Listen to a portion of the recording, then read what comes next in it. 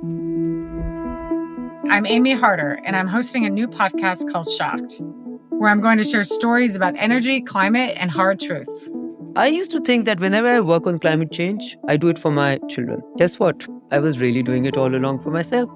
It really came upon us faster than we thought it would, right? There's always this question of like, oh, well, how long until this coastal city isn't livable? This is not a theoretical question for me. I live here. Every episode, I'm joined by Michael Greenstone, an environmental economist who leads an institute at the University of Chicago studying solutions. I actually think one of my strengths as an environmental economist is that I didn't come to it because I'm an environmentalist. I care about the environment, but I don't care about it any more than anything else that makes humans' lives better. How can human lives get better in a hotter world? That's what we're interested in. We're going to talk about some radical solutions, like changing the Earth's atmosphere.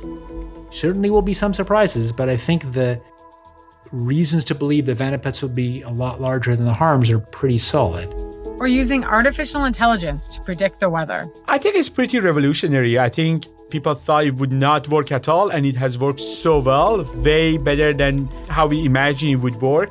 And selling a whole lot of air conditioners. Sky is not the limit. We are operating in a limitless opportunity. It has to go up and up. I only feel sorry that, maybe I should have been 20, 30 years younger, Because it's getting hotter, and we're going to power AC. A lot of it. Climate change is here. We're living with it. Now what? There are so many questions to look into, and we're following the people who are doing just that. And so he got in touch and was like, do you want to actually do the work rather than theorize about what might be done? I'm a very results-oriented person, like what's going to get the best results? And this seemed like it had a huge amount of potential. There were like emails. And I would say since that meeting, this has been the hardest I've ever worked in my life. And sometimes the answer challenges ideas that we take for granted. I don't think energy consumption is bad per se. We should just use less energy. Is that true? Why? You talked about how you were so wrong on this topic. How does that make you feel? I think it's exciting.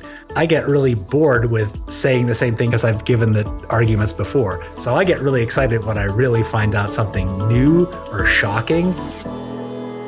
Listen to Shocked, a new podcast for people tired of the same climate and energy stories. Available wherever you get your podcasts.